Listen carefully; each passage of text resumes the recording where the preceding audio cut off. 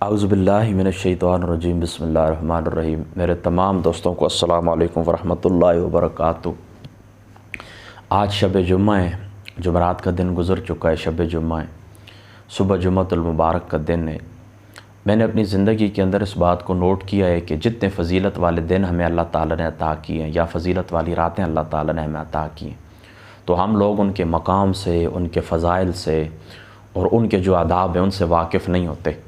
तो जब फ़ज़ाइल से, मकाम से, आदाब से वाकिफ़ नहीं होते, ज़ाहिर सी बात है जब वाकिफ़ नहीं होंगे आदाब से तो आदाब का ख्याल नहीं रखेंगे। जब आदाब का ख्याल नहीं रखेंगे तो उस दिन की, उस रात की खैर व बरकत से हम लोग महरूम रह जाएंगे। तो उन्हीं फ़जीलत वाले दिनों में से एक दिन जुम्मतुल मुबारक का है, जिसको नबी पाक सल्लल्लाहु ताला अलैहि वसल्लम की ज़ात अक़दस ने सय्यदुल अय्याम करार दिया है। और मोता इमाम मालिक और इब्न माजा शरीफ की रवायत के मुताबिक इस दिन को आका अलैहिस्सलातु वस्सलाम ने ईद का दिन करार दिया है। यानी जुम्मतुल मुबारक का जो दिन होता है ये मोमिन मुसलमान के लिए ईद का दिन होता है। तो इसके कुछ ज़रूरी आदाब है, मैं अर्ज़ कर देता हूँ। उन आदाब की आप रियायत रखें ताकि अल्लाह ताला इस दिन की खैर व बरकत आपको नसीब फरमाए। सबसे पहले ये बात याद रखें कि जब जुमरात वाला दिन आता है ना, तो जुम्मे की तैयारी आप जुमरात वाले दिन कर लें। नाखून वगैरह काटना, नाना गुस्ल करना वगैरह वगैरह, ये तैयारी जुम्मे की नीयत से आप कर लें, ये बहुत बेहतर है। अगर इस तरह मुमकिन ना हो सके तो फिर जो सुबह की आप नमाज अदा करते हैं, तो सुबह की नमाज अदा करने के बाद से लेकर जुम्मतुल मुबारक तक यानी नमाज तक आपके जो उमूर हैं, ज़रूरी उमूर, वो मैं आपको बता देता हूँ। आप क्या करें, गुस्ल करें।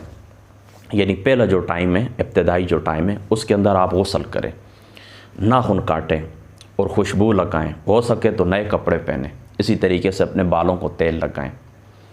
कब्रिस्तान हाज़री दें। आका अलैहिस्सलातु वस्सलाम ने फरमाया, ये मिशकात शरीफ की रवायत है, आका अलैहिस्सलातु वस्सलाम ने फरमाया कि जो बंदा जुम्मतुल मुबारक को अपने वालिदैन की कब्र की ज़ियारत करता है, अपने वालिदैन की कब्र की ज़ियारत करता है, अल्लाह ताला उसको अबरार के अंदर लिख देता है, नेकोकार। अबरार विलायत का एक मकाम है, वलियों के वली को कहते हैं। यानी अल्लाह ताला उसको यूँ समझे कि विलायत का एक मकाम अता फरमाता है। अपने वालिदैन के साथ अल्लाह ताला उसको भलाई करने वालों में लिख देता है, जो बंदा फ़कत ज़ियारत करता है। तो पहले टाइम आप जाएं, गुस्ल करें। मैं फिर दोहरा देता हूँ, गुस्ल करें, खुशबू लगाएं, कब्रिस्तान जाएं, मस्जिद वगैरह की सफाई करें। ये इब्तिदाई उमूर है। नबी पाक सल्लल्लाहु ताला अलैहि वसल्लम ने फरमाया कि हज़रत अबू हुरैरा रदियल्लाहु ताला अन्हु हज़रत अबू सईद खुदरी रदियल्लाहु ताला अन्हु, आप इस हदीस पाक के रावी हैं कि नबी पाक सल्लल्लाहु ताला अलैहि वसल्लम ने फरमाया, 5 अमल ऐसे हैं कि जो बंदा इनको एक दिन के अंदर अदा करे, अल्लाह ताला उसको अहले जन्नत में से लिख देता है। वो 5 अमल कौन से हैं? बीमार की इयादत करना, नंबर 2 जनाजे के अंदर शरीक होना, नंबर 3 रोज़ा रखना, और नंबर 4 नमाज जुम्मा अदा करना, और नंबर 5 ग़ुलाम को आज़ाद करना। इस हदीस पाक के रावी हज़रत अबू सईद खुदरी रदियल्लाहु ताला अन्हु आप हैं, और ये रिवायत सही इब्न हिब्बान के अंदर मौजूद है। तो जुम्मे वाले दिन आप क्या करें, वो बातें मैंने आपको पहले बता दी। अपनी सफाई करना, गुस्ल करना, कपड़े चेंज करना, नए कपड़े पहनना, मिसवाक करना, खुशबू लगाना, तेल लगाना, मस्जिद की सफाई करना। इसके सिवा आपने क्या करना है, बीमार की इयादत करनी है। देखें, अगर आपको मालूम है कि हमारे गांव के अंदर, हमारे शहर के अंदर फ़लाँ शख्स बीमार पड़ा है, तो जुम्मे वाले दिन आप उसकी इयादत के लिए चले जाएँ, ताकि इस हदीस पाक के ऊपर आपका अमल हो जाए। और अगर ऐलान हो जाए, ज़ाहिर सी बात है, हम सुबह बेदार होते हैं तो कहीं ना कहीं हम ऐलान सुनते हैं कि फ़लाँ इलाके के अंदर फ़लाँ शख्स फौत हो गया है, इतने बजे उसकी नमाज जनाजा अदा होगी। तो आपके शहर के अंदर, आपके देहात के अंदर, आपके गांव के अंदर अगर ऐलान होता है किसी शख्स का, तो आप उसकी नमाज जनाजा के अंदर शरीक हो जाएँ। अगर 7 गाँव भी जाना पड़ता है, 7 शहर भी जाना पड़ता है, तब भी चले जाएँ। थोड़ी तकलीफ़ गवारा कर लें ताकि इस हदीस पाक की फ़जीलत आपको हासिल हो जाए, आप उसकी नमाज जनाजा के अंदर शरीक हों। और अगर हिम्मत है, अल्लाह ताला ने तौफीक दी है, ये सारे अमाल मुस्तहब्बात में से, तो आप क्या करें कि रोज़ा भी रख लें। और नमाज जुम्मा तो फिर आप पढ़ेंगे ही। अब ग़ुलामों का ज़माना तो रहा नहीं कि आप ग़ुलाम आज़ाद करेंगे। तो ये 5 बातों के ऊपर आपका अमल होगा, और अल्लाह ताला आपको अपने फ़ज़ल से, अपने फ़ज़ल से अल्लाह ताला आपको अहले जन्नत में से लिख देंगे। दूसरी रवायत, हज़रत अबू सईद खुदरी रदियल्लाहु ताला अन्हु आप फरमाते हैं कि नबी पाक सल्लल्लाहु ताला अलैहि वसल्लम ने फरमाया कि जो शख्स जुम्मा के दिन सूरतुल काफ़ की तिलावत करे, अल्हम्दुलिल्लाहिल्लज़ी अंज़ला अला अब्दिल किताब वलम यजअल लहू इवजन क़य्यिमन लैल, ये जो सूरत है सूरतुल काफ़, इसकी तिलावत करे तो इसके लिए दोनों जुम्मों के दरमियान अल्लाह ताला एक नूर रख देता है, एक नूर चमकता रहता है। यानी अल्लाह ताला पूरा हफ्ता उसको नूरानियत अता फरमाते हैं। आप आसान सा ये याद रख लें। देखें ना, हदीस पाक के अल्फाज है, दोनों जुम्मे के दरमियान एक नूर चमकता रहेगा। ये हदीस पाक के करेक्ट अल्फाज हैं और ये हदीस पाक सुनन नसाई के अंदर मौजूद है। तो आपकी ये कोशिश होनी चाहिए कि नमाज जुम्मा से पहले पहले आप क्या करें, इसकी तिलावत करें, सूरतुल काफ की तिलावत करें। यह बात भी हो गई। दूसरा, सूरतुद दुहान, हामीम वल किताबिल मुबीन इन्ना अंज़लनाहु क़ुरआनन अरबिय्यन लअल्लकुम ताक़िलून। ये जो सूरतुद दुहान है 25वें पारे के अंदर, इसकी आप तिलावत करें। हज़रत अबू हुरैरा रज़ियल्लाहु ताला अन्हु, आप इस हदीस पाक के रावी हैं कि नबी पाक सल्लल्लाहु ताला अलैहि वसल्लम ने फरमाया कि जो शख्स जुम्मा की शब सूरतुद दुहान की तिलावत करे, जुम्मा की शब यानी जो अभी रात है ना, जिस रात के अंदर मैं बैठा हूँ आपके साथ, अभी 10:07 हो चुके हैं, ये शब जुम्मा है, इसके अंदर क्या करे, सूरतुद दुहान की तिलावत करे तो इसके लिए 70,000 फरिश्ते इस्तग़फ़ार करते हैं और इसके सारे गुनाह अल्लाह ताला माफ़ फरमा देते हैं। तो आपने क्या करना है, जुम्मा की नमाज से पहले पहले, यानी ये जो अमाल है ना जो मैंने आपको बताया, ये शब जुम्मा के अंदर भी अदा किए जा सकते हैं, क्योंकि जब सूरज गुरूब होता है ना तो इस्लामी तारीख़ तब्दील हो जाती है, इस्लामी तारीख़ चेंज हो जाती है। लिहाजा जुमरात की जो शब, जिसको शब जुम्मा कहते हैं, जुमरात का दिन गुजर जाता है, उसके अंदर ये सारे उमूर आप बजा ला सकते हैं।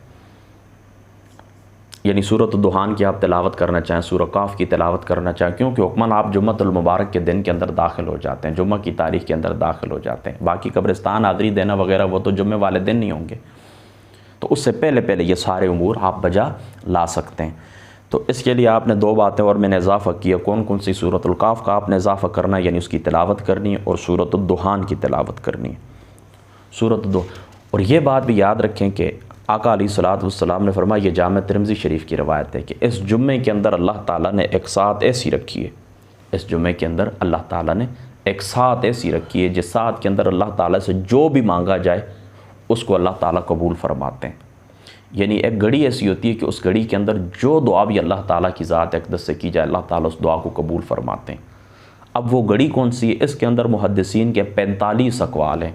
वो घड़ी कौन सी है, इसके अंदर मुहद्दिसीन के 45 अक़वाल हैं, और सबसे बेस्ट और सही कौल वो है हज़रत अब्दुल्ला इब्न ज़ुबैर वाला, जो सही मुस्लिम के अंदर भी है, कि वो घड़ी कौन सी है कि इमाम साहब जिस वक्त खुतबा शुरू करते हैं ना, इमाम साहब खुतबा शुरू करने से लेकर सलाम फेरने तक, उसके दरमियान एक घड़ी ऐसी होती है कि जिस घड़ी के अंदर आप अल्लाह ताला की ज़ात अक़दस से जो भी तलब करेंगे अल्लाह ताला आपको अता फरमाएंगे। तो अब ज़ाहिर सी बात, इमाम साहब खुतबा दे रहे हैं, फिर सलाम फेरने तक आप बात तो नहीं कर सकते, तो आप फिर दुआ किस तरह करें। हाँ, दुआ का तरीका ये कि वो सारी बातें जो आप अल्लाह ताला की ज़ात से चाहते हैं, दुनिया की आखिरत, बीमारियों से निजात, दुनिया आखिरत की कोई भलाई, जो कुछ भी आप अल्लाह ताला की ज़ात अक़दस से चाहते हैं, वो सारे मामलात आप अपने दिल के अंदर जमा कर लें। दूसरी बात ये याद रखें, कभी भी नमाज जुम्मा को तर्क न करें। देखें नबी पाक सल्लल्लाहु ताला अलैहि वसल्लम का फरमान है, ये सही मुस्लिम के अंदर मौजूद है कि आका अलैहिस्सलातु वस्सलाम ने फरमाया कि नमाज जुम्मा हरगिज़ तर्क न करें, वरना अल्लाह ताला तुम्हारे दिलों के ऊपर मोहर लगा देंगे, फिर बंदा हिदायत से महरूम हो जाता है। क्योंकि जब मोहर लग जाती है तो बंदा गाफिलीन में चला जाता है, वो गाफिलीन के अंदर शुमार होता है, तो फिर उसको हिदायत नसीब नहीं होती। तो हरगिज़ नमाज जुम्मा को तर्क न करें। दूसरी ख़ास बात ये याद रखें कि जो लोग कारोबार करते हैं तो उनका हक़ बनता है कि जो ही नमाज अज़ान सुने तो अपना कारोबार ख़त्म करके मस्जिद की तरफ चले जाएं। और अब ये तो हो गई ना नमाज जुम्मा तक, नमाज जुम्मा तक, यानी पहले नमाज जुम्मा से पहले पहले नमाज जुम्मा तक, ये अदायगी तक जो वक्त है उसके अंदर आपने ये अमाल बजा लाने। अब मैं फिर उनको दोहरा देता हूँ, यानी कब्रिस्तान हाज़री देना, नए कपड़े पहनना, खुशबू लगाना, मस्जिद की सफाई करना, सूरतुल काफ की तिलावत करना, सूरत दुहान की तिलावत करना, ये जुम्मा की नमाज तक ये बातें मुकम्मल हो गई। अब जिस वक्त आपने नमाज जुम्मा अदा कर ली, तो जो लोग बिज़नेस वाले हैं, कारोबार करने वाले लोग हैं, उनके लिए अल्लाह ताला ये हुक्म इरशाद फरमाते हैं, फ़ैज़ा क़ुदियतिस्सलात फ़ंतशिरू फ़िल अर्दि वब्तगू मिन फ़द्लिल्लाह।